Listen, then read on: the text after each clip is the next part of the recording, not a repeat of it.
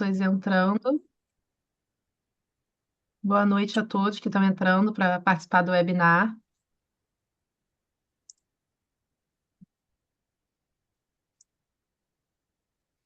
Boa noite.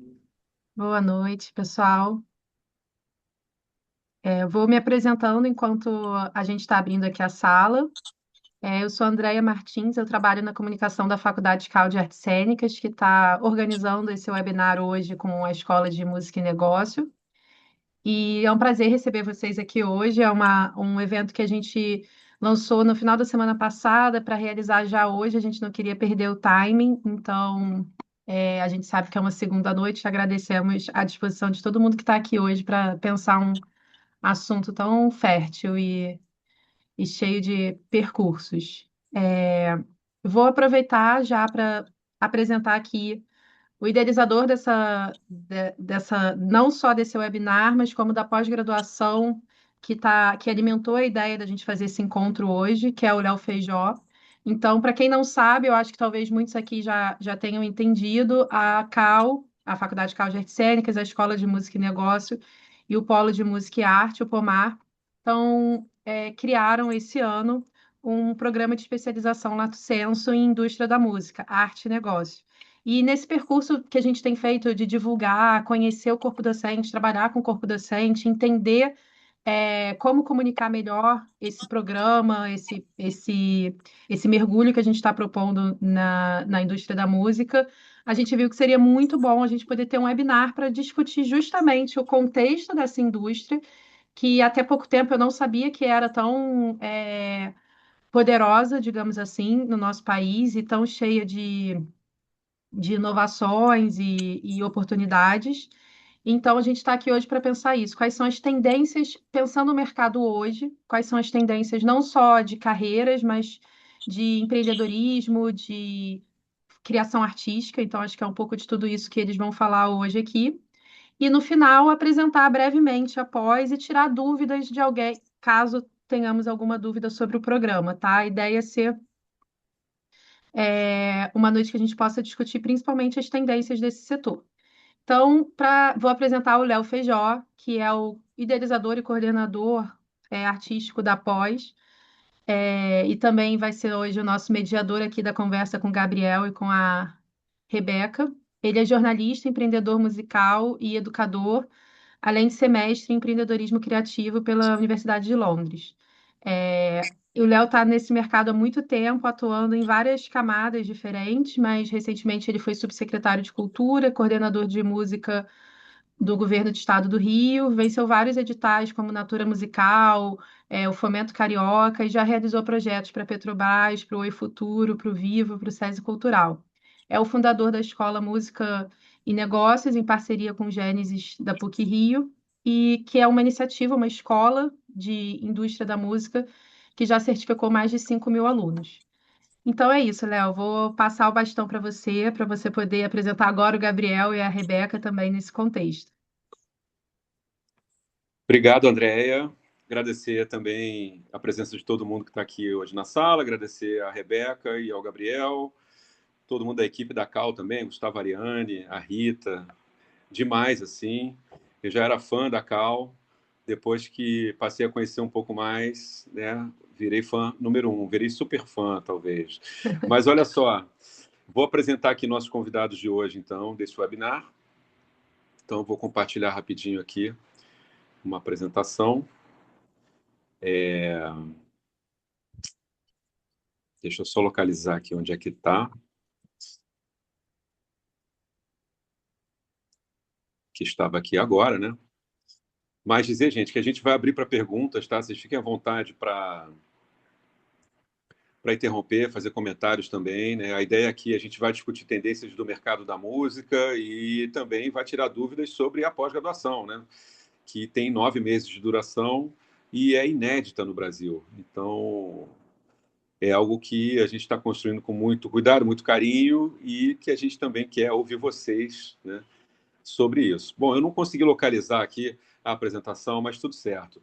A Realeza, né, Rebeca Ellen, é bacharel em Direito, ela é artista, ela veio lá do Distrito Federal, né, mora no Rio hoje e tem uma carreira de multiartista, na verdade. Então, para a gente é sempre um prazer receber a Rebeca. Ela já dá aula regularmente na escola. Se não me engano, também fez alguns cursos, né, antes. Ah, Léo, só uma questão, perdão, eu não sabia, é que tá aparecendo a sua imagem, tá diferente da sua voz. Não sei se você tá usando dois computadores, mas não tá aparecendo o seu. Entendeu? É só Entendi. isso para sinalizar isso mesmo. Agora foi. Agora foi? Foi. Então tá ótimo. Obrigado. Eu tô em dois aparelhos aqui, sim. Mas.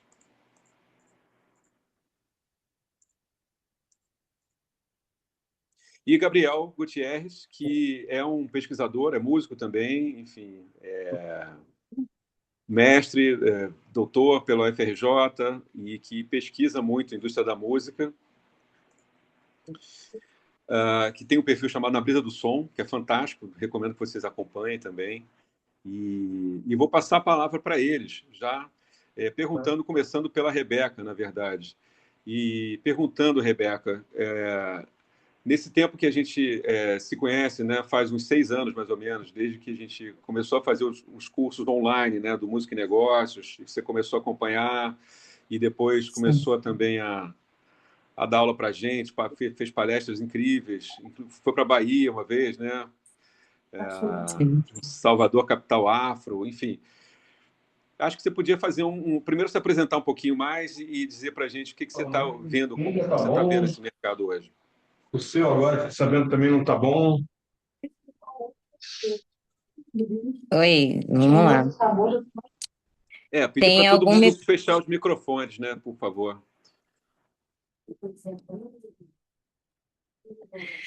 Tudo bem? Boa noite a todos, todas, todes. Eu sou a Rebeca Ellen, conhecida artisticamente como Realeza. Sou multiartista, rapper, cantora, compositora, dançarina.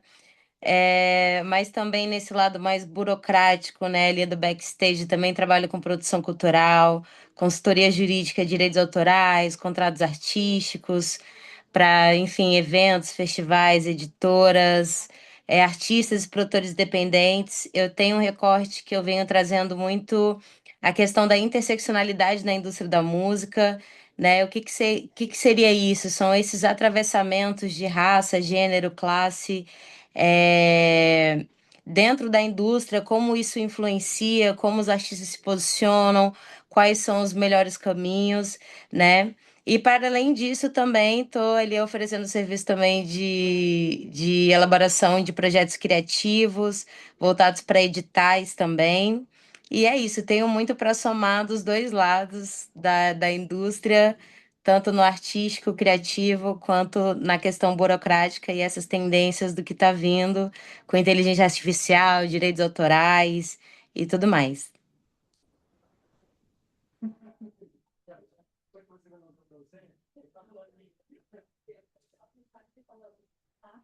Obrigado, Rebeca. Alô, alô. Oi, Todos me ouvem? Gabriel está meio congelado para mim aqui. Você para está mim aí, também. Gabriel? Olha, também esqueci de agradecer a Lelê Azevedo, que está aqui com a gente, né? Também coordena cursos na Escola Música e Negócios. Obrigado, Lelê.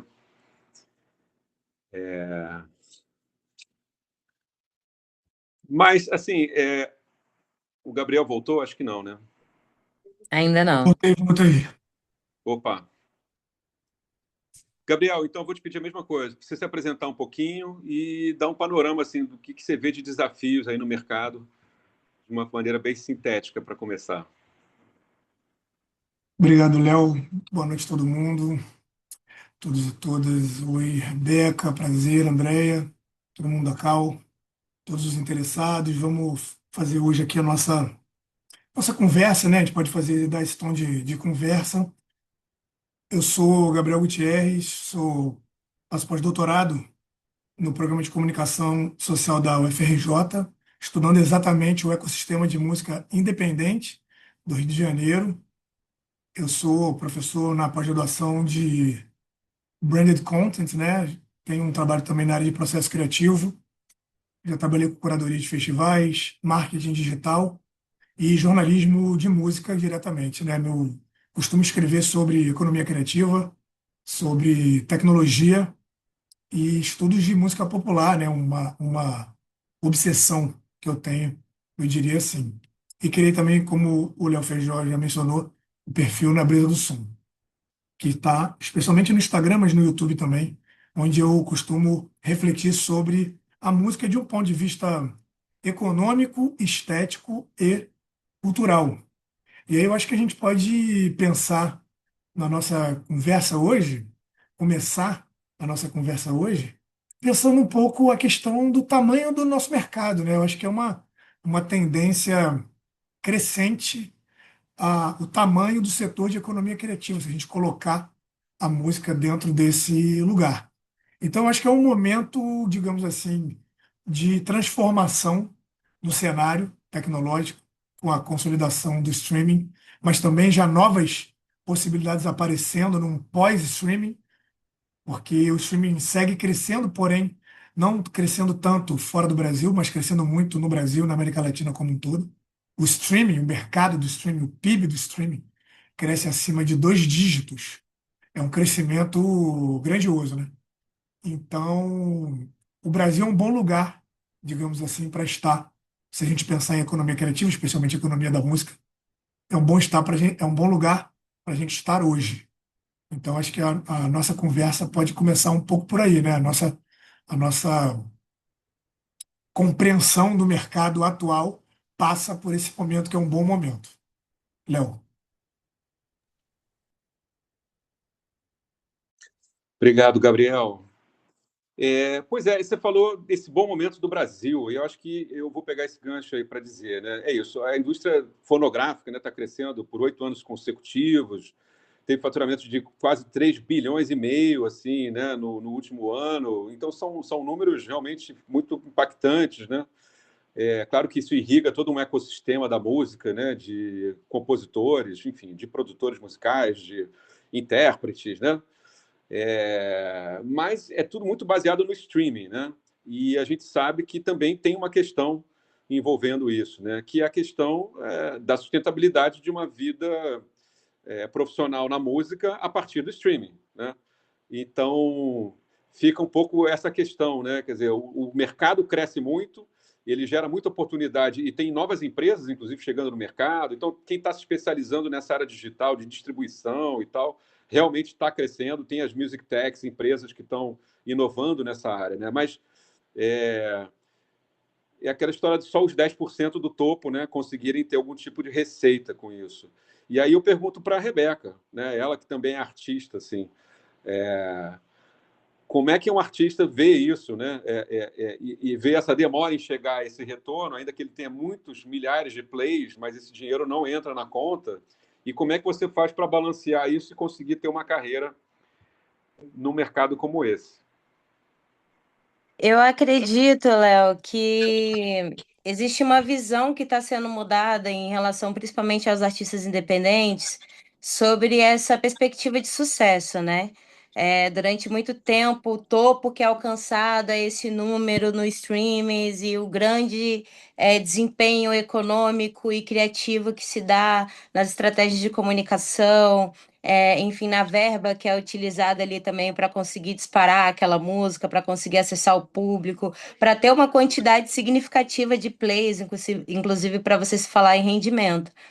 Mas dentro do mercado independente do qual eu faço parte, né, que é o underground, que está ali voltado com a cultura urbana, do hip hop, do funk, enfim, do R&B, a gente tem tido muito uma questão da receita de shows, né? Então tem se visto muito uma desproporção relacionada a números de streaming, por exemplo, o número de pagantes de ingresso para um show, né? Então, isso tem dado um grande colapso, inclusive na economia criativa, dentro das casas de show, porque você espera contratar um artista que tem um cachê elevado por conta dessa visibilidade que ele tem, desse número elevado de streaming, mas a depender da situação, esse artista não vai lotar uma casa. E às vezes acaba dando prejuízo. Então, está havendo uma outra perspectiva em relação ao consumo e fruição de arte, né? Em alguma coisa que seja rentável e sustentável para toda a indústria criativa, principalmente falando dos artistas. E um outro caminho também são os fomentos culturais, né, públicos, providos de editais, municipais, estaduais e até nacionais, que está dando essa possibilidade para artistas que não têm essa capacidade de equipe dentro da indústria, né? Porque a gente sabe que para se manter artista é caro, exige uma equipe, não tem como você ser eu-keep, né, dentro do seu negócio, porque música é negócio e a gente está falando de artista como uma marca, então é necessário que haja essa visão do artista como marca e esse gerenciamento, administração, né, e também como é que se fala, a característica da própria marca, né? Como é que ela consegue atingir o público, como é que ela volta para o artista. Então, é necessário ter uma visão muito mais ampla e através do edital, onde você consegue prever ali naquela planilha orçamentária, valor destinado para produtor musical, valor destinado para diretor musical, valor destinado para, enfim, várias questões que o artista precisa ali para continuar mantendo, né, a sua criação ou fazer com que a sua criação possa circular, né, em outros lugares, em outros estados, está sendo os fomentos públicos, né, municipais, estaduais e nacionais. Temos aí Funarte, temos a PNEP, enfim. Então, tá se olhando para essa construção do artista enquanto empresa, né? Enquanto aquele gerenciador daquela marca, e também tem se visto essa necessidade também do artista construir o público, né? Então, a gente volta para a construção de marca. Então, hoje a gente não fala só sobre música de ligar o rádio e gostei desse som, vai tocar uma vez, não sei quem é o cantor. Hoje, né, a cara dos artistas está estampado, o nome, enfim, a origem de onde vem, o que fala, o que faz, como é que na propaganda, enfim, na televisão, em vários lugares. Então, não é só um caminho que leva ao consumo de música, né, que vai acabar caindo ali na questão do streaming, mas existem outras formas também de gerenciar uma carreira artística na música usando outras propriedades, né, como a imagem, voz, criatividade, enfim. É, Gabriel, quer eu, comentar? eu vou. Nossa, a Rebeca disse coisas muito importantes, né? Que eu vou tentar aqui complementar. Eu acho que o que está em jogo aí, para todo mundo que está ouvindo a gente, é a ideia de que assim, o artista ele vai ter que, em alguma medida, virar uma unidade de produção completa, tá certo? Fugindo desse drama do eu keep, né? Como a Rebeca disse, mas compreendendo assim que no modelo anterior das gravadoras e tal, a gente tinha uma ilusão de que as pessoas que entravam dentro do sistema eram escolhidas pelos AIRs e conseguiram assinar contratos, de que elas ocupavam-se exclusivamente com a música. E todos os outros setores ficavam meio nublados. Para quem nunca entrou muito na indústria, assim, os outros setores ficam nublados. E o que está colocado agora, que assinar com uma gravadora é o final de um processo, e não o início de um processo, como era, como já foi, né? No outro modelo, agora que o modelo é o modelo do digital, em que os artistas estão sendo obrigados a se tornar unidade de produção, ou seja, o próprio artista vai ter que se pensar como marca, ele vai ter que se ocupar com marketing, ele vai ter que se ocupar com posicionamento, ele vai ter que se ocupar com a criação estética, obviamente, mas ele vai ter que se preocupar com marca show, com empresariamento, com múltiplas dimensões de uma vida artística. Isso está contemplado na pós, quando a gente junta arte e negócio, né? Quando a gente pensa as duas dimensões juntas, vindo de uma tradição que, na verdade, assim, de mercados maduros, onde o mercado do entretenimento é mais profissionalizado, esse encontro, essa simbiose já está clara. Os fazedores de arte precisam aprender competências para se viabilizar economicamente. E as pessoas do mercado de música, do mercado da cultura, de uma forma geral, naturalmente precisam conhecer as maneiras pelas quais os criadores de arte fazem arte. Porque essa é a magia desse encontro, né? A gente trabalha com uma tecnologia que é a tecnologia do encantamento. Então ela é encantada, ela propõe coisas para as pessoas que fazem as pessoas sair de casa, fazem as pessoas amarem artistas, fazem as pessoas viverem em torno disso. Todo mundo aqui, tenho certeza, é apaixonado por música. Num nível de compromisso que é mais do que só um trabalho, né? É um trabalho e é também outra coisa.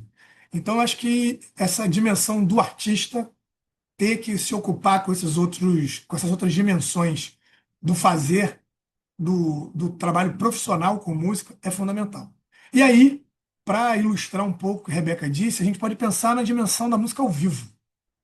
Porque o crescimento da música do digital, ele é exponencial tendo em vista a transformação do modelo do disco físico para o modelo digital. Então você tem um crescimento exponencial. Só que o Brasil, eu trouxe aqui dados sobre o PIB da música no Brasil. E a gente tem uns 116 bilhões de reais do PIB do Brasil, ou seja, a economia da música de uma forma bem ampla movimenta mais ou menos 116 bilhões de reais. O streaming, ou seja, o mercado fonográfico, se ocupa disso com 3,4 bilhões de reais. O grande bolo da música, da economia da música no Brasil é a música ao vivo. São os eventos, que vão contemplar tanto o financiamento público quanto eventos de vários tipos. Aí a gente faz um cálculo, a ANAFIMA, que é a Associação Nacional da Indústria da Música, faz um cálculo de mais ou menos 90 bilhões de reais para eventos. E quem está tocando nesses eventos são os artistas. Ainda que esses eventos possam ter música mecânica também vai ter gestão coletiva de arrecadação de direito autoral. Mas, assim, se a gente quiser fazer uma estimativa mais conservadora, ainda é um PIB muito relevante de música ao vivo. Então, assim, a música ao vivo no Brasil, a gente pode olhar tanto esse dado quanto olhar a rua. Quem mora nas grandes cidades vê que a música ao vivo ela é um traço característico da vida nas grandes cidades, entendeu? Isso é uma coisa que está acontecendo, está todo mundo fazendo. O desafio é a gente se inserir dentro desse mercado de um modo profissional. Então, eu diria hoje para jovens artistas que nos seguem, música ao vivo. E aí tem que criar isso, né? Eu acho que um caminho que a gente pode pensar, não sei se a Rebeca se interessa também de comentar um pouco como esses jovens artistas podem objetivamente criar possibilidades a partir da música ao vivo, porque esse espaço é um espaço que realmente atrai as pessoas. Às vezes as pessoas têm ótimos números no streaming, mas não conseguem levar pessoas às casas de show, porque a decisão de dar um clique numa música é uma decisão mais simples do que a decisão de sair de casa para ir ver um artista. E eu acho que a Pós, ela tem uma visão 360 que contempla tanto uma visão de negócio, como uma visão de construção de marca, como uma visão de construção de projeto artístico, que são todos esses fatores fundamentais para que a gente possa caminhar na direção dessa profissionalização. Eu acho que essa é uma tendência, assim, artistas conseguirem ter essa visão 360 para caminhar na direção de uma profissionalização cada vez maior, assim.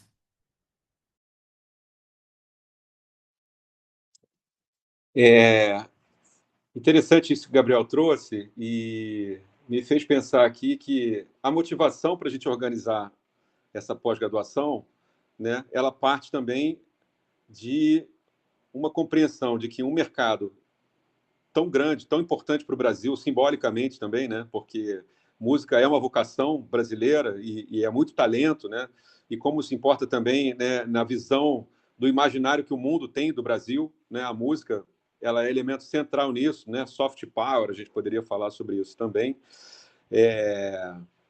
Mas aí perguntaria para a Rebeca, e um dos elementos importantes, eu acho, que dessa pós-graduação na Cal, né, que é a Casa das Artes Laranjeiras, que é uma referência em artes cênicas no Brasil há 40 anos, né, é justamente a gente conseguir combinar, né, teoria, né, embasamento acadêmico, conhecimento de mercado, né, prático mesmo, do mercado da música, music business, como é que funciona essa história toda, como é que é esse ecossistema, quais são as empresas, as lideranças, quem é que está conseguindo fazer as coisas, né, essa roda girar, e o projeto artístico, né? De figurino, de iluminação, né, de cenografia, como é que se constrói esse projeto? Você precisa ter diferenciais, né? Então, queria, Rebeca, que você falasse um pouquinho sobre isso, assim, na sua trajetória, como você foi percebendo isso, né? Que esses elementos cênicos, enfim, também eram relevantes para você construir uma base de fãs e, claro, né, conseguir fazer mais shows. Sim, sim. É muito importante destacar que quando a gente fala de indústria da música, o esforço vence talento, né? Então, temos muitos profissionais, assim, que são incríveis no que fazem, assim, músicos, cantores, compositores excepcionais, mas é aquele ditado, né? Você tem que saber vender o peixe e você tem que saber colocar o peixe no mercado. Então, eu gosto muito de fazer essa analogia quando eu vou falar com artistas e produtores, que eu não vou vender um produto de limpeza no hortifruti, né? E também não vou vender carne no shopping, na área de recreamento, entendeu? Então, assim, eu tenho que saber onde colocar o meu produto. Então, sabendo que a indústria da música é uma indústria vasta, com várias prateleiras, vamos imaginar entrando nesses supermercados, esses bigs, né? Assim, que você entra, você tem uma ala inteira ali para produtos de limpeza, uma área inteira para fruta, uma área inteira de carne. E aí você vai, de acordo com a sua lista ali, procurando o que você quer. E dentro dessa listinha, você tem que se organizar onde você se encontra, né? E para onde você está indo e o que que você quer sair de lá. Então, por exemplo, se eu sou um produtor de maçã e eu quero colocar a minha maçã nesse mercado, eu vou conversar, né, com o dono, vamos negociar o preço da maçã, né? Vamos colocar ali a maçã num lugar que seja visível ali, com destaque, sabe, uma pilha bonitinha, arrumadinha. Então, eu vou colocar meu produto no mercado de forma estratégica, né? Eu não vou sentar em qualquer lugar ali que não tem nada a ver e vou vender maçã aleatoriamente, né? Eu tenho que saber o lugar onde eu estou vendendo. Então, isso se aplica muito à concepção artística. Então, assim, se eu me proponho a ser uma maçã, dentro da indústria da música, vamos falar sobre gêneros musicais, né? Então, eu sou uma artista do rap. Então, o rap ele tem as suas próprias características, a sua própria linguística, ele tem a sua própria vestimenta, né? E as suas próprias pautas. E aí, dentro desse movimento cultural, dentro dessa expressão artística, eu vou colocar a minha expressão individual, mas entendendo que ela se enquadra melhor nessa linguagem, ou seja, a minha maçã fica melhor no hortifruti do que no açougue, né? Então, dentro do que eu quero trazer, então, o que que eu sou? Realeza, uma mulher negra, periférica, bissexual. Então, são várias bandeiras ali de minorias que eu estou representando com um nome forte. Então, o que que eu quero colocar isso? O rap, a indústria, né, essa visão do rap, o rap sempre foi o direito de resposta. Então, esse é o meu direito de resposta. Me colocaram numa visão ali subalterna e eu me coloco nessa visão de realeza, eu faço parte de uma nobreza. Então, como é que vai ser a minha forma de me vestir? Eu vou chegar no evento de qualquer jeito, sabe? Tipo, falando asneira e não, eu tenho uma postura de realeza, porque isso vem do meu arquétipo, que é um outro elemento da concepção artística e inclusive que faz parte da concepção empresarial também. Qual é o arquétipo da sua empresa, né? Qual é o arquétipo que você traz como artista? Então eu vou seguir aquele arquétipo. Então, meu arquétipo é o da rainha. Então, eu vou ter aquela posição mais majestosa, aquele jeito de falar. Eu vou falar sobre questões sociais, eu não estou falando só sobre mim. Aí eu venho uma construção de um reinado matriarcal. Tá entendendo como uma coisa puxa a outra? E aí, quando eu vou colocar um figurino, por exemplo, meu último figurino, eu coloquei duas coroas. Por quê? Realeza, reinado matriarcal, concepção artística, construção de marca. Então, quem se identifica com o meu trabalho não se identifica apenas com a minha música, mas com o meu rosto, com o meu cabelo, com meus adornos, sabe? Tudo isso aqui tem uma construção. Então, esse brinco aqui ele tem um significado. sabe? Os anéis que eu uso têm um significado, a maquiagem que eu faço, ela tem um posicionamento. Então, tudo é uma construção de marca. Tem um envolvimento criativo, artístico, sim, mas é no momento de conceber. A partir do momento que eu concebo essa criação, essa concepção artística, quando eu vou colocar ela para o mundo, eu já tenho uma outra visão, que é uma visão empresarial, é uma visão mais sobre a indústria, sobre como posicionar o meu produto, né? Então, vamos dizer, enquanto maçã, semente, eu estava ali no meu lugar criativo, no meu pomar, né? Passando pelos meus processos, sol, lua, sol, chuva, e ali era tudo criativo. Era tudo livre, né? A forma como eu vou crescer, qual galho que eu vou crescer, etc. Eu cresci, me tiraram do galho, beleza, tirou a minha música ali, saiu da produtora, saiu do estúdio, o clipe tá pronto, beleza, agora eu tenho um produto. Como é que eu vou fazer para esse produto me gerar mais renda? Eu começo a pensar assim. Então a gente precisa ter essa visão, que nem o Gabriel falou, do 360, não do virar o eu keep de eu faço tudo, porque eu vou falar é uma loucura, você tem que ter muita sanidade ou insanidade, né?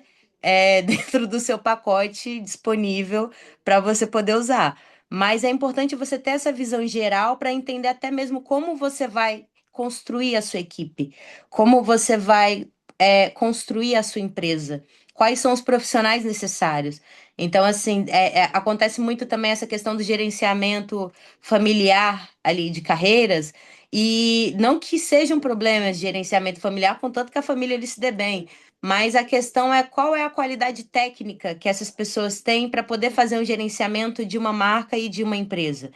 Então, assim, eu vou gerenciar a minha empresa junto com a minha família, então beleza, todo mundo vai se inscrever na pós, né, da Cal, e cada um ali vai entender qual é a área que se identifica mais, que vai buscar cada vez mais especializações, e vamos seguir, vamos tocar esse negócio. Mas, assim, é amor a partir do momento que a gente está gerando, concebendo. Quando está pronto, é negócio. E aí tem que ter essa visão de como posicionar o meu negócio dentro dessa indústria, dentro desse mercado. Perfeito. Maravilhoso, Gabriel, Léo. Posso complementar uma fala espetacular? Nem por sei o que eu favor. vou falar. Então, eu acho que perfeita essa ideia, né, o- uma ideia complementar do artístico com o empresarial, saber o tempo das coisas, né? Eu acho que muita gente que nos ouve fica nesse dilema. A gente conversa com muita gente lá no perfil Na Brisa do Som, e as pessoas têm essa visão ambivalente, né, de que, não, o artista é só a parte criativa. E a gente pode trabalhar com essa dualidade, né? Esse momento, eu gostei muito dessa ideia de um tempo, né? Um tempo do criativo e um tempo do empresarial. E na parte do que conecta uma coisa com a outra, a ideia de um storytelling, né? A Rebeca falou do arquétipo. O arquétipo é como se fosse um personagem, uma persona que você cria para dar conta da sua arte. Porque assim, todos que nos escutam, um artista, você lançar uma música no streaming, para ser bem concreto, você lançar uma música no streaming mandando um áudio para a sua lista de WhatsApp, é um procedimento que vai fazer uma informação chegar para uma outra pessoa que está lá na ponta. Ela está numa confusão de sinais que estão chegando para ela, quantidade de sinais, de inputs que estão chegando para ela, de informação, é um engarrafamento, é uma inflação. Você mandar a sua música assim, escuta a minha música, é muito provável que a sua música se perca nesse trânsito. E a música ela quer ser ouvida. E a nossa arte é fazer a música ser comunicada. Então, assim, se você constrói uma persona, se você constrói uma história, se você justifica a sua música a partir de uma concepção artística mais ampla do que aquele fonograma, você tem muito mais chances de capturar a atenção das pessoas. Porque música, no sentido de um áudio que chega no seu fone, a gente tem 1 milhão. Os números oficiais são algo entre 100 e 120 mil por dia. É uma inflação de informação que leva a uma consequente recessão de atenção. Então, nós não estamos atentos. Agora, se eu estou ouvindo uma rainha falar, se eu estou pensando, se eu estou vendo estímulos multissensoriais, né?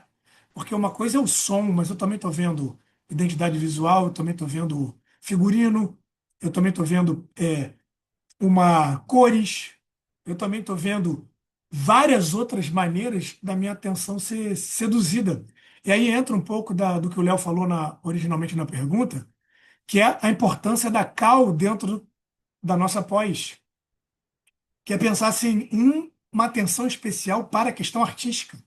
Pensar projeto artístico com quem está no meio, quem está trabalhando com isso há muito tempo, fazendo, ensinando e entregando para o mercado pessoas extremamente bem-sucedidas no que se refere à arte no Brasil, que é sempre um desafio de sustentabilidade econômica e de resiliência, né?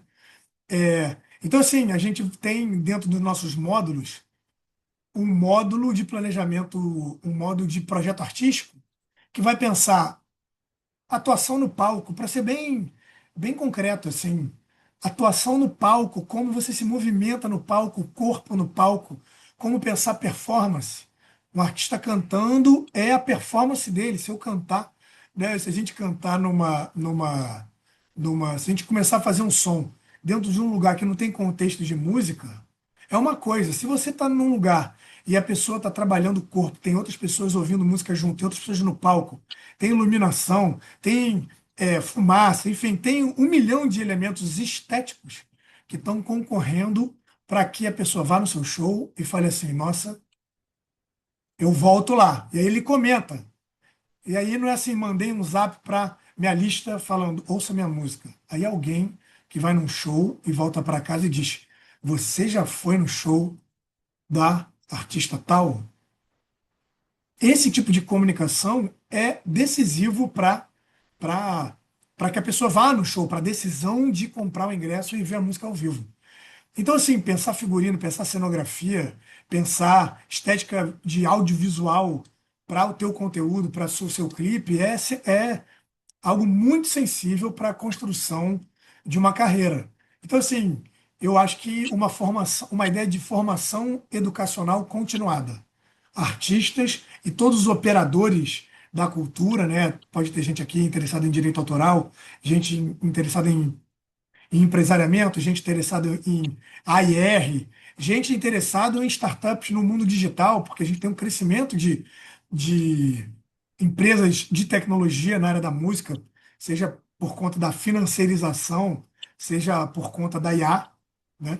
Então, assim, quem está interessado nisso, eu acho que ter a competência de fazer um planejamento estratégico, ter uma competência de desenvolver a sua marca pessoal através de uma pós-graduação, eu acho que é algo totalmente contemporâneo dentro do mercado e um diferencial também. Gabriel, eu preciso fazer um anúncio de que esse encontro está sendo gravado e poderá ser usado, né, posteriormente. Então, quem está aqui hoje concorda automaticamente com o eventual uso dessa gravação de forma pública, né? Mas, enfim, eu acho que você usou duas palavras aí que eu acho que são temas que a gente pode debater. Eu queria dizer que quem quiser fazer perguntas aí pode levantar a mãozinha, né, e fazer sua colocação ou sua pergunta, seja sobre a pós-graduação, seja sobre o mercado. Mas Gabriel mencionou audiovisual e inteligência artificial, né? São dois temas que são muito importantes nesse momento, né? E vou falar do audiovisual porque, segundo o próprio ECAD, né, que é o Escritório de Arrecadação e Distribuição, já corresponde a mais de 50% da execução pública no Brasil, né? O dinheiro a origem dessa receita vem do audiovisual. Então, a gente está falando de um mercado imenso, né, para artistas, para músicos, para produtores musicais, para, enfim, todo mundo que trabalha nessa indústria, pensando em trilha sonora, pensando em vários subsegmentos assim, dentro da indústria, que precisa estar atento a isso também, né, porque ali também tem clientes, tem dinheiro, enfim, tem contratos, né? E a questão da inteligência artificial é o risco que isso traz, né? Enfim, por algumas pessoas isso é uma vantagem hoje, né? E respeito muito essa visão também. Eu encontrei o Marcelo Silva outro dia, que, né, o criador lá da Duto, enfim, ele falou o seguinte: olha só, a galera que não tem grana, que está na periferia, está usando sim, né, software e está usando IA para ajudar no processo de gravação, enfim, de criação musical, claro que não 100%, né, artificial, mas são ferramentas importantes para muita gente, né? Por outro lado, a questão do direito dos criadores, né? Hoje tem uma campanha aí para tirar o sono do ar, né? Várias grandes empresas, inclusive, participando desse movimento, né? O sono, em que você pode criar em segundos uma música baseada no trabalho de outras pessoas, né? Então, joguei esses dois temas aqui para a Rebeca, se quiser comentar, e para quem, se alguém também quiser fazer algum comentário ou pergunta, né? Fique à vontade. Enquanto o pessoal decide se vai querer fazer alguma pergunta, se preferir perguntar no chat também, não quiser perguntar aqui na gravação, não tem problema, a gente responde também, mas eu queria dizer que eu fiz uma pergunta breve aqui no chat e curiosa de saber, porque a gente pensou essa pós como um espaço de encontro entre artistas e entre profissionais do setor, né? Tanto quem já está no setor, na indústria fonográfica, ou no mercado de shows, ou enfim, em várias diferentes áreas do setor da indústria da música, quanto estudantes que estão querendo se colocar, pessoas que estão querendo começar, e essa é uma coisa que a gente tentou deixar claro no programa da especialização, que a pós ela é tanto direcionada para um artista, para um músico, ou para um artista, ou para um performer. A gente tem uma pessoa aqui hoje participando, a Sabrina, que é do teatro musical. Então, fiquei super feliz porque a gente vê esse encontro entre as diferentes artistas, mas ele também foi pensado para os profissionais. A gente tem, inclusive, no programa, né, pessoas que atuam nas gravadoras, pessoas que atuam é, é, em startups do setor, que atuam com tecnologia, ou atuam com gerenciamento artístico, ou com produção, e eu acho interessante, para mim, que sou da comunicação, foi muito bom, e o que me deu vontade, inclusive, fazer a pós, mesmo não sendo da indústria da música, de saber que também teriam profissionais, né? Não é uma pós que foi pensada para os dois, para esses dois públicos, tanto os artistas, músicos ou performers, quanto profissionais. Então, acho que é legal a gente poder ressaltar isso também. Tem E uma aí, coisa aí, André, pode desculpa, falar, Gabriel. desculpa. Não, você quer concluir? Desculpa. Não, já concluí, pode falar. Oi? Não, eu acho que nesse sentido, eu acho muito importante o que você falou, porque o ecossistema da música ele é composto por atores de diversos segmentos diferentes, né? Acho que muita gente tem uma visão mais das pessoas que ficam à frente do palco, eventualmente um produtor e tal.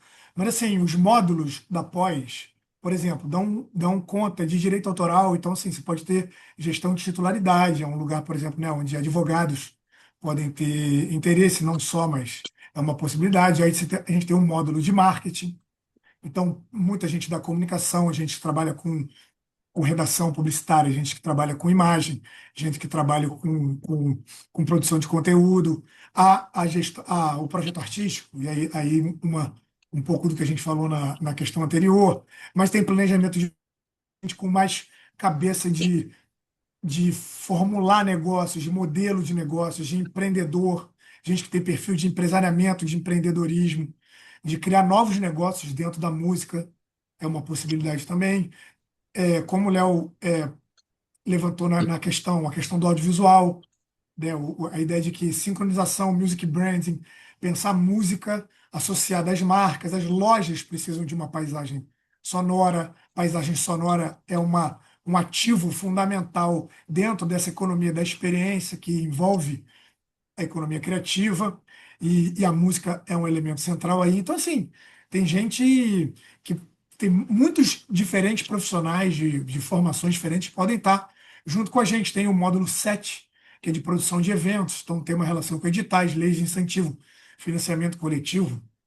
Tem um dado aqui para dar trazer uma coisa que não costuma aparecer nos debates, é sobre o setor. Olha que curioso, né? Dentro desse PIB da música, a gente tem a música ao vivo, o mercado fonográfico, a gestão coletiva, que é o recolhimento dos direitos autorais, e a gente tem um setor relevante com 14 bi de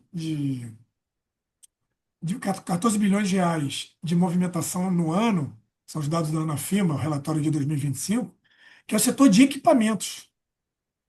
De equipamentos. Então, assim, de áudio e música de uma forma geral. Então, assim, são muitas competências, eu acho, que podem ser adquiridas por esse profissional interessado, né?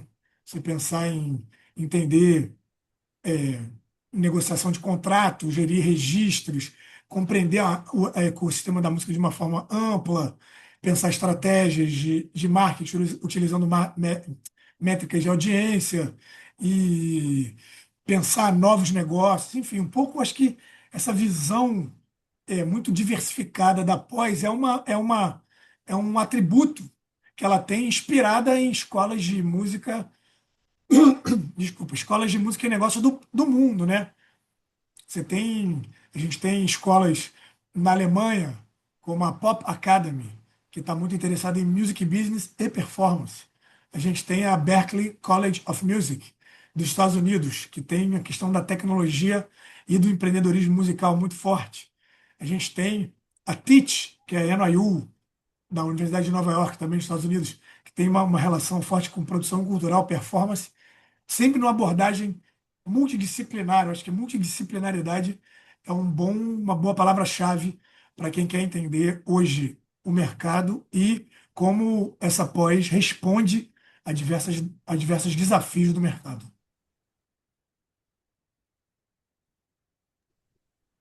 Perfeito, Gabriel. Eu deixei aqui no chat também a página do curso, para quem ainda não visitou, e também o link para o programa completo. E a gente está à disposição também na Faculdade Cal para tirar dúvidas, caso vocês tenham dúvidas relacionadas à inscrição, é, tanto as condições também de parcelamento da pós, podem acessar, falar com a gente ali na página, vocês encontram um botãozinho do WhatsApp, e aí vocês entram no nosso atendimento também, que a gente pode, se ficar alguma dúvida depois, compartilhem o programa, porque eu tenho certeza que, principalmente aqui, os artistas ou as pessoas que já estão trabalhando na indústria conhecem outras pessoas que podem se interessar pela especialização, é inédita, né? Então, é a primeira vez que tem, eu acho que tem uma pós nesse estilo no Brasil e aqui no Rio, né, especialmente. Então, a gente a Cal, como o Léo falou, é uma instituição muito ligada às artes cênicas. Então, esse universo da música, para a gente está aprendendo, tá conhecendo, então está sendo muito legal e a gente conta também com vocês para espalhar essa mensagem. Rebeca, você quer complementar sobre ou comentar alguns desses assuntos que a gente falou aqui agora? Porque, assim, na verdade, a gente combinou 1 hora aqui só, né, gente? Então, faltam só 10 minutinhos aí para encerrar, hein? Então, são vários assuntos, né? Como foi dito, essa indústria ela tem várias ramificações, né? E essas ramificações geram em novas possibilidades. E com o advento da inteligência artificial também essas possibilidades estão expandindo cada vez mais.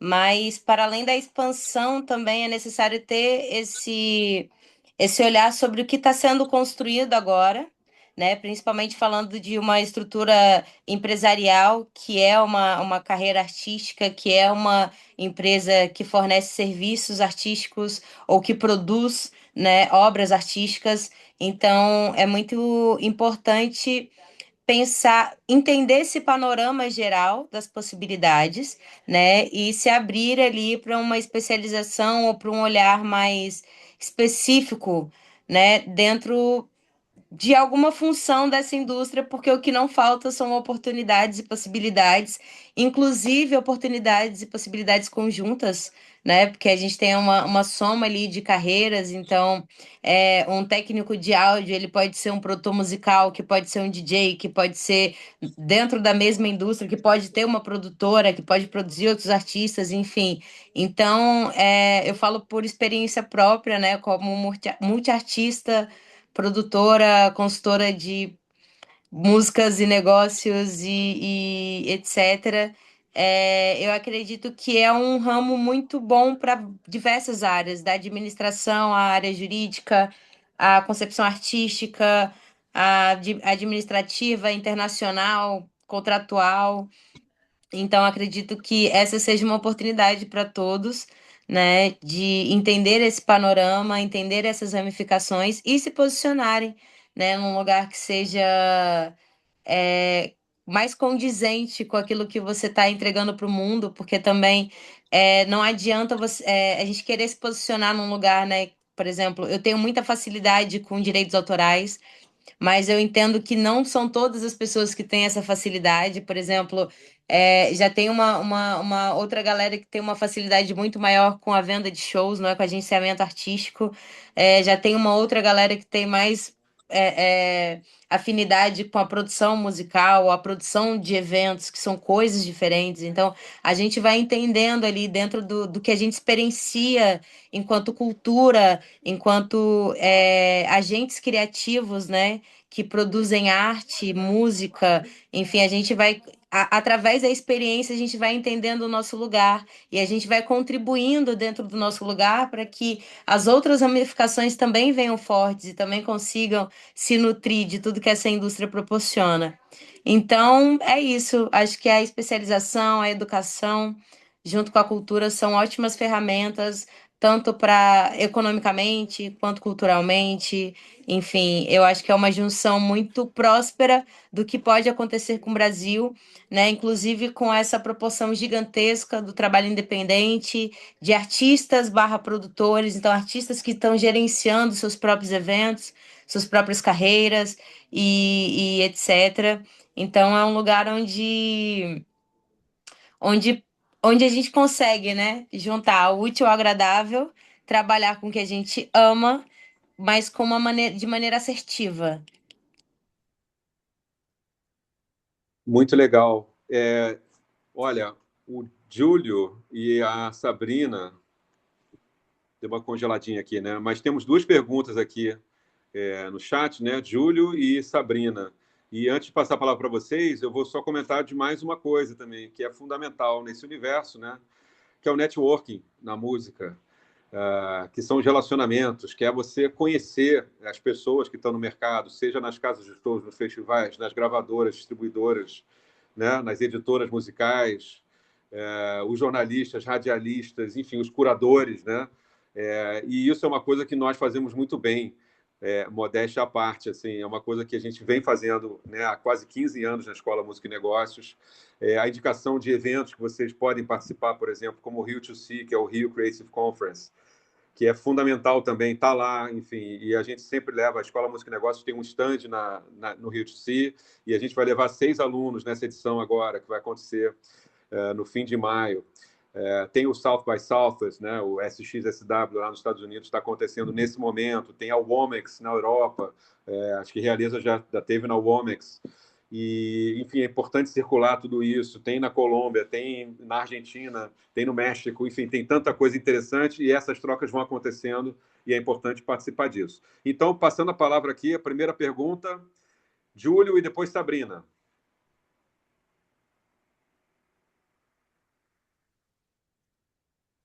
Tem que abrir o microfone, Júlio, está fechado. Júlio botou a pergunta aqui no chat. É que eu botei no chat. Ah, Desculpa. Sou meio envergonhado. Ele pergunta, eu vou ler aqui. Ele sabe que hoje é difícil para um artista independente produzir um álbum completo, então ele quer saber, em termos de lançamento, o modelo atual digital seria lançar uma música e focar na divulgação dela? E como lançar uma música de cada vez? Poderia interferir nesse processo do álbum como um todo, já que poderia ficar muito espaçado os lançamentos desses singles, né? Eu entendi isso.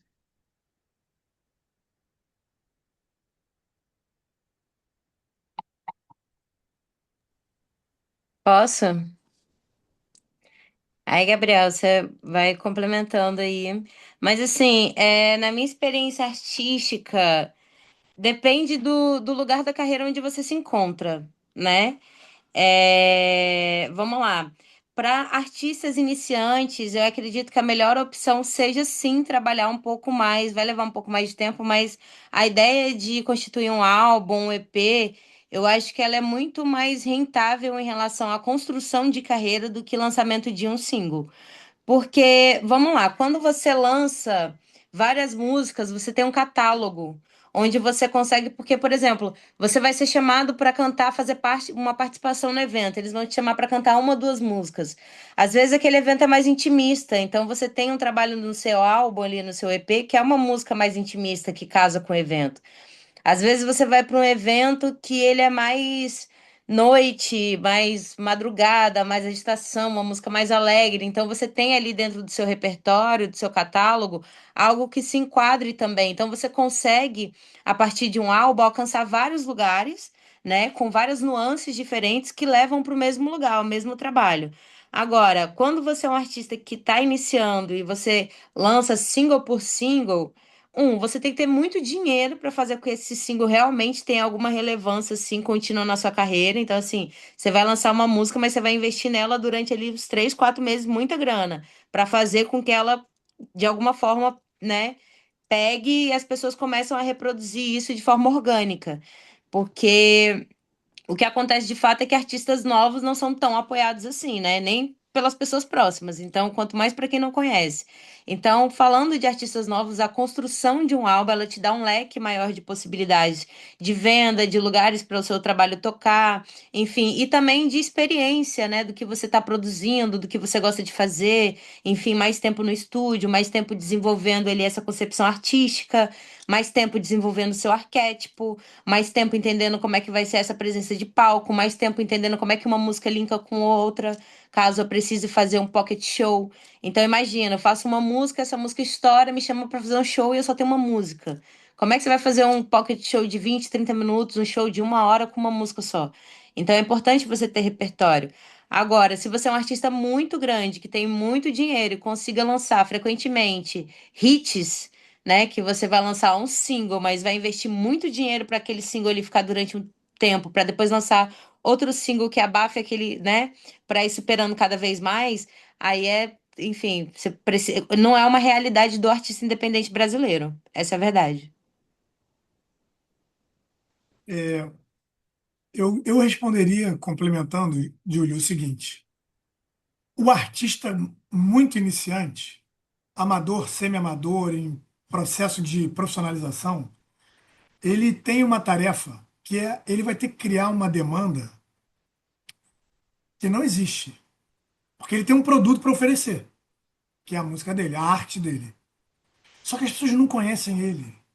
As pessoas, às vezes, mais próximas até, a Rebeca falou, né? Às vezes as pessoas mais próximas não vão apoiar. E talvez isso seja uma dica psicológica interessante para todo mundo que está nos ouvindo, que é um pouco assim, esquece os amigos e a família nesse sentido, entendeu? Porque as coisas vão começar a se profissionalizar quando você conseguir chegar além disso. E às vezes outras pessoas vão até estar mais de verdade com você nessa do que as pessoas muito próximas. Porque as pessoas muito próximas sabem todos os desafios, enfim. Então, e eventualmente vão, né, adorar, mas não vão ver exatamente como profissão. É difícil, raro, verem como profissão até que você se estabeleça. Então, eu acho que tentar pensar numa construção de um público, ou seja, na construção de uma demanda para a sua música. O que que a sua música tem, Júlio? O que que a sua música tem para dialogar com o contemporâneo, dentro do universo dela? Aquela coisa que a Rebeca falou também, né? Você vai vender laranja no hortifruti. Então, assim, o que que os artistas mais ou menos parecidos com você estão fazendo hoje? Hoje. Ah, mas eu não sei quem está fazendo alguma coisa parecida comigo. Aí começa um trabalho de pesquisa do artista. O artista vai ter que pesquisar. O que hoje estão fazendo pessoas que estão mais ou menos no meu nicho? Ah, mas eu faço uma coisa que não tem rótulo.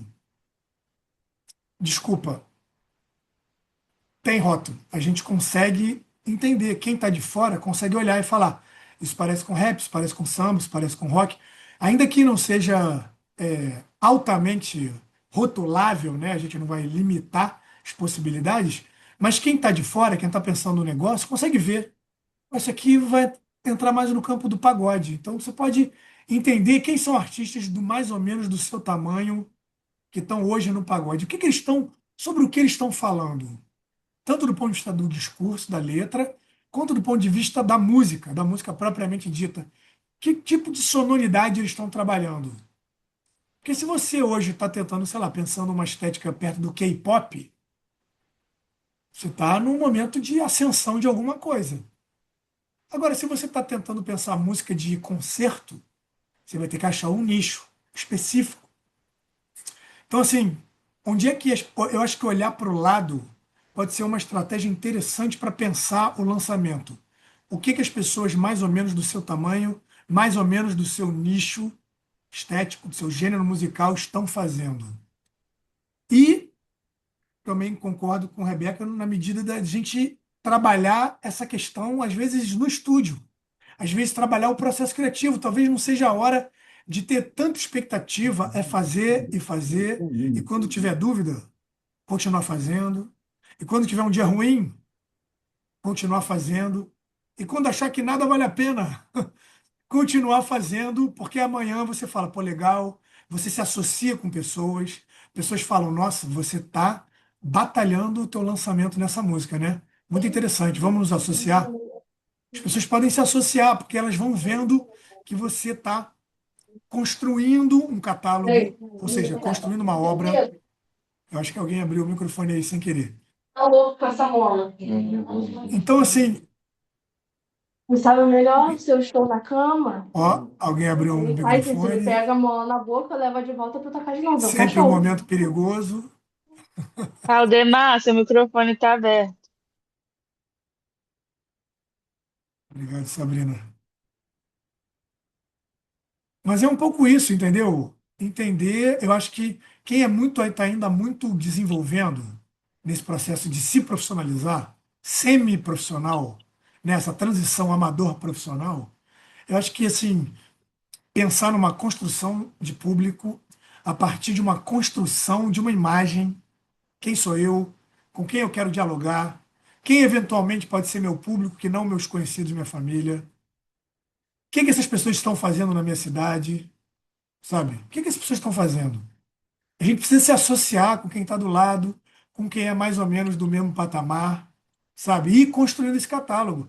Para quando, de repente, você impulsionar um lançamento, alguém fala, nossa, interessante o seu trabalho. Aí eu vou lá no seu perfil e eu já tenho 10 músicas para ouvir. Porque uma coisa inusitada que pode acontecer é isso, né? Você botar muita energia num lançamento de um single e aí, eventualmente, alguém se interessar e ir lá no seu perfil e não ter nada mais para ouvir. Pô, mas eu quero saber mais. Você conseguiu capturar minha atenção? Eu quero saber um pouco mais. Então, acho que lançar, de repente, um EP com mais músicas, fazer uma estratégia de um EP, mas entender que o EP, o lançamento em si, a disponibilização do fonograma é o começo, não é o final, né? É o começo do processo. Isso é uma coisa de pensar estratégia de lançamento, assim, que é um universo muito grande. A gente tem um módulo só para isso, mas se eu fosse dar uma dica assim, seria nesse sentido, entendeu? E, às vezes a gente bota muita energia, bota todo o nosso orçamento na gravação, no lançamento, e aí quando lança, joga lá e fica esperando alguém ouvir. É como se você parasse na praça principal da sua cidade e levantasse um cartaz no meio de uma confusão de estímulos e falasse, ouça a minha música. É muito complexo. Então, acho que o procedimento tem que ser anterior. Gastar mais tempo no processo criativo, lançar EP e sempre pensar em criar uma demanda. Você tem que cativar a curiosidade dos outros para eles irem ouvir a sua música. Se não, é só uma mensagem, sabe aquela imagem literária de botar uma mensagem numa garrafa e jogar ao mar? Senão fica um pouco isso. Se a gente não pensar estrategicamente em todas essas etapas, a divulgação do nosso lançamento fica muito difícil. Bom, Ativar pessoal, aqui a o gente já estourou microfone. o tempo. Estourou, estourou. Só queria agradecer aos professores por elucidar. Já fiz a minha inscrição na pós, estou bem empolgado, porque eu acho que é um tema extremamente relevante, indo mais para artistas. Eu vejo o quanto tem de artista que não tem essa visão mercadológica, e eu acho que isso daí é extremamente relevante para a pessoa dar um passo e se profissionalizar. porque eu conheço muita gente muito boa, que toca muito, que tem muito talento, a professora Rebeca mesmo falou, que assim, é o processo, é muito mais transpiração de você chegar e não é só o talento que a pessoa tem para pôr ali na música em si. É um processo muito longo. E não tem essa visão de mercado. Então, por isso que não começa a dar um próximo passo. Você fica muito estagnado. E também fica pulando de galho em galho. Quer ter 10 bandas ao mesmo tempo. Aí não adianta. É complicado, tem que focar, né? Mas Focar muito em obrigado aos comprar professores e, e pode e, falar, e- vou aqui. não, não, perfeito, perfeito, Júlio. Fico feliz que você tenha se identificado. E tem a questão assim, encontrar, se associar com pessoas que querem a mesma coisa pode ser interessante também. Porque no caso da música, né, Rebeca? Tem muita gente que acha muito lindo o glamour e fica imaginando, né? E na verdade é dia a dia, é cotidiano, entendeu? É vamos fazer, vamos. Amanhã a gente vai ter que trabalhar nisso e ficar pensando. O Mano Brown fala uma coisa muito interessante. Ele fala assim: as pessoas acham que a vida artística é o palco. Só que no final das contas, você carrega 80 horas de piano para tocar 8 minutos no palco. Sabe assim? E a idealização, a romantização é de que se você tiver talento, enfim, habilidades musicais, você vai tocar, vai fazer um show de 80 minutos. Só que na verdade não. Quantas pessoas nós conhecemos que têm habilidades artísticas e não conseguem organizar um processo profissional de música e o oposto, né? Quantas pessoas são profissionais da música e você fala assim, cara, não sei se são exatamente gênios da arte, mas é necessário respeitar essas pessoas, porque elas dedicaram a vida. A música te entrega coisas se você dedica muita coisa a ela. Ela é uma deusa, né? Mas é isso. Você tem que se Eu dedicar acho que tem a, muita devoção para a música te dar alguma coisa de volta. Desculpa, eu acho que desculpa. tem a pergunta da Sabrina também, né? Sim, olá, pessoal. Eu ia fazer um apontamento primeiro que eu queria muito o contato de vocês também para conseguir falar com vocês e tudo mais. Eu faço design na UERJ e eu estou fazendo o meu TCC sobre moda afrofuturista, então realeza, vem comigo, eu quero muito te entrevistar, entendeu? Para saber mais sobre o quanto a música também tem essa função de criar mundos, né, e criar realidades. Eu estou estudando isso na UERJ, então eu queria muito, muito continuar falando com você especificamente sobre isso. Mas a minha pergunta é mais sobre, apesar de a gente estar na era da internet, ter o TikTok, Instagram, né? Eu tenho 23 anos, então eu uso muito ambas as redes sociais. Cara, estudando música, eu lembro que tinha, tipo, os programas da Jovem Guarda, por exemplo, no movimento tropicalista, na ditadura e tudo mais, que eram programas que, de alguma maneira, também serviam para impulsionar artistas, né? O próprio Gilberto Gil, Caetano Veloso, sabe? Todo o pessoal do movimento Tropicália, Rita Lee, todos eles vieram desses programas de grande massa que eles serviam para impulsionar novos artistas. Como eu falei, tem as redes sociais que agora poderiam ser uma alternativa. Mas se vocês conhecem até tipo festivais também que tem essa função de divulgar novos artistas, eu adoraria ficar sabendo, porque além das redes sociais eu não consigo achar, pensar em nenhum outro meio de divulgação, né, e de plataforma para esses novos artistas. E também perguntar em relação ao eu sei que na pós deve ter essa questão, mas no quesito da equipe, né? Porque a gente é muito acostumado, que nem a Rebeca falou, da eu-equipe, né? De ser uma pessoa para fazer isso tudo. Só que aí eu ia fazer uma pergunta que provavelmente na pós vocês vão responder, mas gostaria de ver gostinho, sabe? De destrinchar essa equipe, qual é o mínimo de pessoas, entendeu? Que a gente precisa para poder se trabalhar como artista, porque é realmente algo muito até idealizado e romantizado, essa questão do artista sofredor, que faz tudo sozinho e que ele conseguiu fazer, né? Mas tanto na indústria da arte, quanto na indústria do teatro musical, que é onde eu sou, todas as indústrias do cinema, é uma equipe que está por trás, né? E a gente não sabe como funcionam os agentes, não sabe, entendeu? Então eu gostaria de só um gostinho do mínimo de equipe que a gente precisa ter, porque até para parar de romantizar essa questão de colocar tudo na culpa do tudo no peito do artista, né? o artista tem outras pessoas que ajudaram a construir esse artista, né? Doideira, mas é isso. Olha, muito legal, muito legal. Mas esses temas todos aí a gente vai discutir ao longo da pós-graduação, né? Não dá mais tempo da gente discutir aqui hoje, infelizmente, mas obrigado pela sua colaboração aqui. Desses movimentos musicais que você citou todos aí, muito interessantes, mas faltou um muito importante chamado movimento Black Rio, que era, enfim, o movimento que deu origem ao funk carioca, né? No fim das contas, assim, vale a pena estudar isso também. E esses movimentos musicais todos a gente, né, pretende abordar na pós-graduação. Também queria dizer que a gente não. Alguém falou em catálogo, acho que foi Realeza aqui. Existe todo um negócio em torno dos catálogos, né, que valem muito hoje no mundo. O catálogo do Gil acabou de ser comprado pela Nas Nuvens, né? Enfim, tem Bob Dylan que já vendeu há alguns anos por, sei lá, 300 milhões de dólares, ou eram 800, não sei agora. Mas são muitas coisas, gente. Então, quero agradecer demais vocês todos por estarem aqui hoje, né? Agradecer a Cal mais uma vez, a Lelê, Realeza e Gabriel. E estamos à disposição, né? Para quem quiser tirar mais dúvidas aí no chat, no site da Cal, para conversar. Tá bom? Obrigado, pessoal. Boa noite. Obrigado, gente. Boa noite, Obrigada, boa noite. galera. Deixei as minhas redes aí também no chat, tá? @realeza com dois L's, underline, underline, underline. E @me ache meus direitos. Entre em contato, vamos conversar por lá. E também aguardo vocês também na Cal para mais aulas sobre mais temas também, que eu estarei presente nessa pós-graduação, trazendo muito mais conteúdo para vocês. Olha, eu já Exatamente, estou dá para a achando que gente 9 meses é discutir pouco, hein, muita coisa. Gabriel? Se a gente entrar nessa, então, que Sabrina puxou, né, de pensar o papel dos meios de comunicação dentro do ecossistema, mas é um tema riquíssimo e a gente pode avançar ele dentro da pós, com certeza. Obrigado, Léo. E são, Obrigado, são Realeza. mais de 20 professores, né, gente? Então tem uma visão ampla, bem diversa, sabe, sobre o mercado e o networking já começa aí com esses 20 professores que são profissionais do mercado ou pesquisadores acadêmicos, tá bom? Valeu. Até a próxima, então. Tchau, André. Obrigado. Tchau, tchau, Tchau, gente. tchau. Obrigado, Andréa. Tá Valeu. gravado essa reunião aqui pra gente poder assistir, reassistir novamente?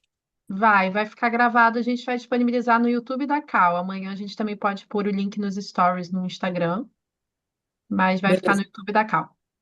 Grata. Boa noite a todos. Boa Valeu. noite. Valeu, gente. Tchau, Tchau. tchau.